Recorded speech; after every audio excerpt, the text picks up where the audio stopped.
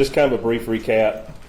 The statement that was sent out had a synopsis of what you kind of just saw.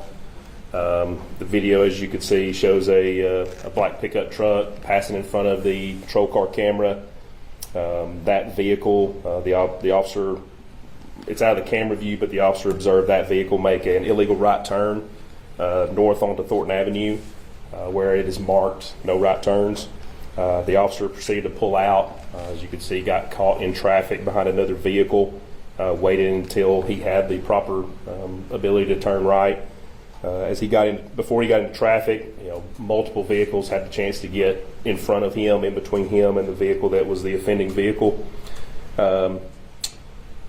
Miss Arias-Cristobal was driving a dark gray pickup truck. Obviously, the one that passed in front of him was a dark colored pickup truck as well. And the officer was looking for the truck and ended up stopping the vehicle that he believed was the offender vehicle once he caught up to it. And as you could tell, the audio recording came in. Again, because of the way our camera system's set up, we have to recharge those body packs. Once it came on is when you saw the audio come on, once he got it out of the cradle where it was charging. And that's what you saw all the way to the conclusion there at the end when he informs her of what she's going to be arrested for. So I think we can probably take a few questions. I mean, there are obviously some questions I can't answer that don't have to deal with, kind of our part of this. But if there are some questions, I will answer them if I can. And if I can't, then I'll kind of let you know. Is there any type of accountability that is planned? Any type of community outreach that is planned? Could you please speak on that? Well, I mean, I can't certainly give you the plans of what we have going forward. We do have an internal review process which is in place and has been started to look at this from all different aspects. And certainly we're, as a nationally accredited agency, we certainly have lots of forms of checks, balances, things that we have to answer to. We have best practices in place. And we certainly always try to do exactly what we're supposed to do the way we're supposed to do it. And I'm not sure that answers your question completely, but I really don't have anything for you to tell you what we'll be doing as far as outreach or anything going forward. So, thank you, Chief. Yes, sir. Two questions. She was pulled over in a Dodge Ram. Was that Dodge Ram that we saw that he passed? Was that the one that he felt had made the illegal right turn? It was very similar. Well, because the pickup that he ultimately stopped, that's the one that he felt like had committed the infraction. Watching the video from perfect hindsight 2020 view of a camera, we can certainly see that the vehicle was a different one in that line of traffic. So he made the stop on the vehicle that he believed was the correct one. So my second question is, and it's a hard question. What do you say to her family? This was a mistake, and you've owned up to the mistake. A mistaken arrest, mistaken charges. You dropped the charges. However, now she's in custody of the federal government, possibly being deported. Sure. The country should have been to.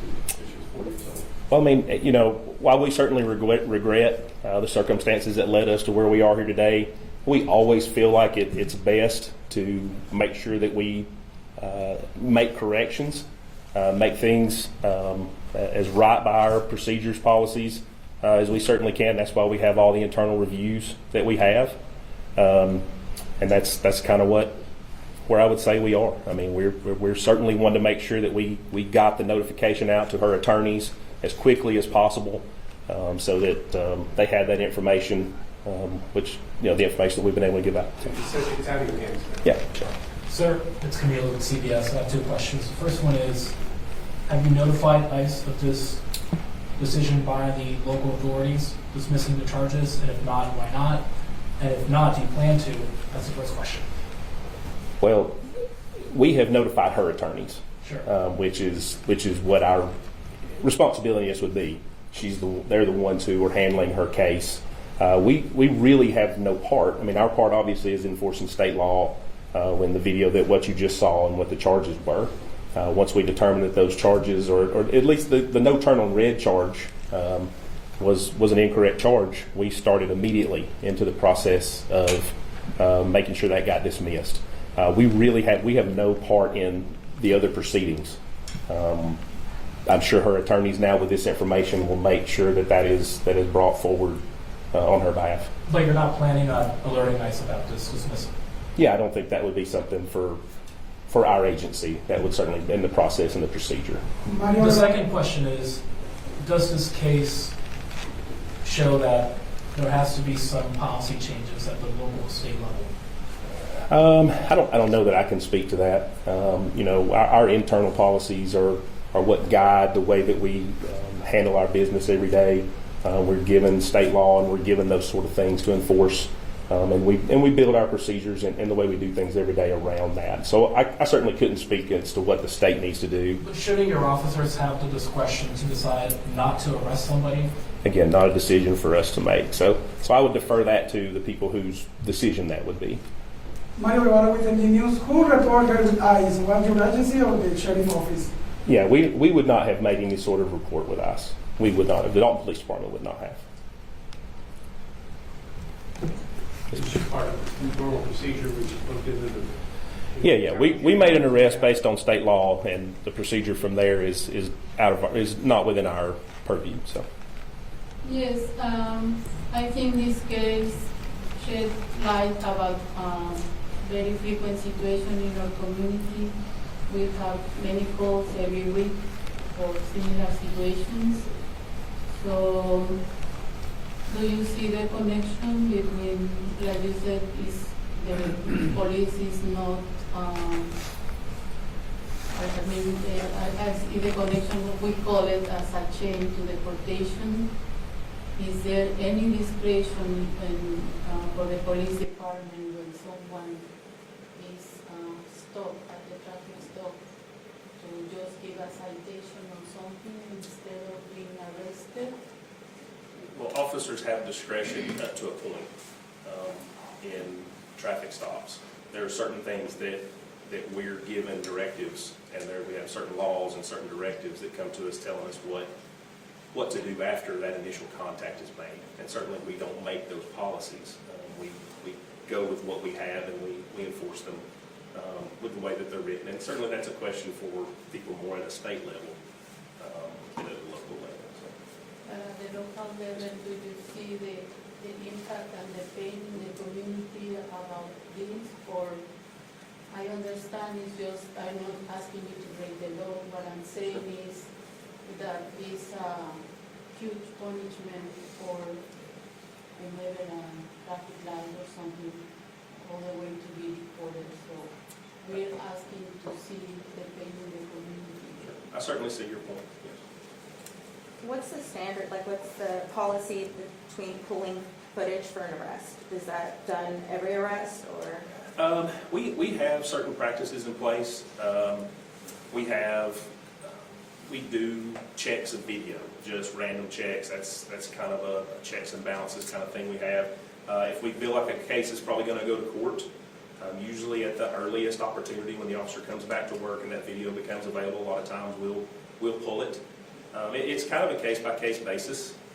In this instance, we certainly wanted to make sure that video was preserved. And then that's kind of why that led us to this particular case. It's a case-by-case. And to follow up on that, so how long have you guys had this actual footage where you realized that there was a mistake between, today coming out with the statement? We made they reviewed the video for the first time late yesterday afternoon. So this morning would have been the first opportunity for us to make notifications, and we made them within probably an hour. Once I got here this morning, and I wanted to make sure I had a handle on what everything looked like. We began the procedure. Again, we wanted to try to get that information out as quickly as we can to make sure that we were going in the right direction early. Is there something that comes for the officer as using this as a lesson, or does something come for the officer from this, or anything? Well, that process is ongoing.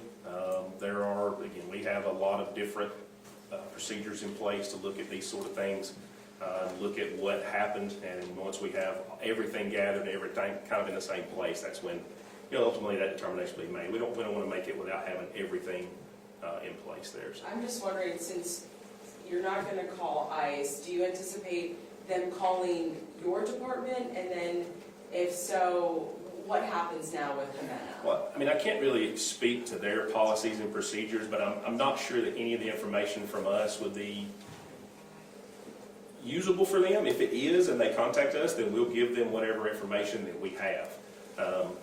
It's a procedure that I really couldn't step out and speak about because I don't know exactly what their process is.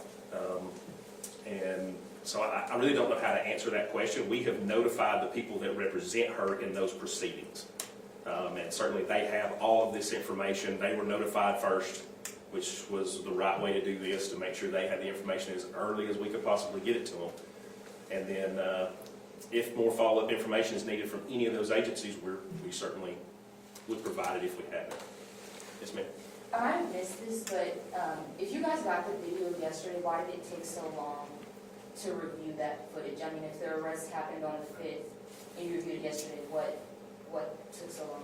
Well, you have an occasion of the officer being unavailable, which the video, our vehicles go home with our officers. So the video is unavailable, and that was the first opportunity really for him to sit down with his supervisor, bring the video in, pull it, and be able to preserve it and make sure that it gets looked at. So there's a lot of different factors that go into that, and we certainly, like I said before, I mean, we don't.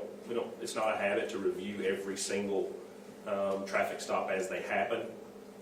As things become apparent, then we certainly make it. And we had talked about making sure it got viewed as early as we could. And yesterday was the opportunity for him and his supervisor to sit down, look at it, and get it. So. And because of the media attention to this particular case, is that the reason why you guys decided to review it? Because I know you said you don't review that certainly played into this. We felt like it would probably be a case that would go to court, and this evidence would be important to make sure it was preserved. Anytime you're dealing with digital evidence, the earliest that you can get your hand on it, and which was yesterday for us, to be able to preserve it in the way that it needed to be preserved, and so that was why this particular case, like I said, it's a case-by-case basis. Chief, are you identifying the officer? Is he facing any disciplinary or administrative leave, anything like that? Well, the internal review process is ongoing. That's not been completed yet. So, Any plan to go with the family to tell apology or something like that? right now, there's not.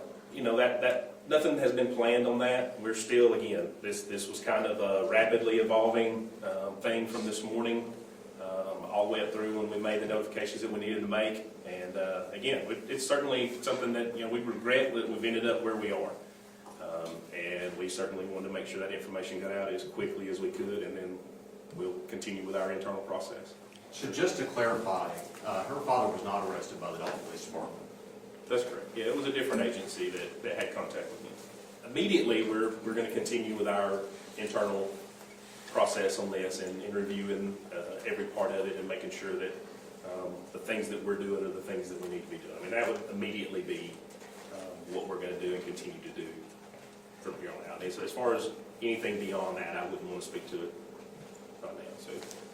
So. Mistakes happen. Everyone makes mistakes, including officers. But unfortunately, this mistake probably ruined this young girl's life. I know you said you guys don't have any plans right now, or you're still in the decision-making process. But is there anything else you'd like to say to the family who are probably watching? Well, again, like I said, it's a very regrettable place that we are right here. That we've ended up in this place with the way this unfolded and the way it turned out, and that's kind of where we are. I mean, it's intent is one of those things. When you're watching this video, I mean, you can certainly again make up your mind as to what you're seeing, and that's what people will do.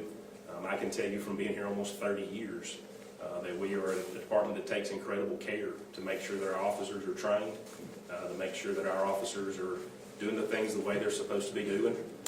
I've been here almost 30 years, and I'm very proud to work here because of the way we do things. I've seen agencies all around the country, and when I come back here, I always am really appreciative of the way that we do things. So. As Chief Crossen said, I'm Andrew Parker, City Administrator. We became aware of the facts of the video today. We're still processing this. Ever since I was called this morning, and we followed the process that the Chief talked about in the press release, we're working through this in real time. So We tried to make the chief available and the city available as quick as we could to comment. As the chief said, our first and most important goal was to notify the attorneys that are working on her case so that they can make the proper notifications on their end. We're still in the process of reviewing that. And once the police department completes their review and presents their findings to me and the assistant city administrator, we'll loop the elected officials in and we'll make further preparations and arrangements for anything that the council and the mayor and the leadership determine need to be done.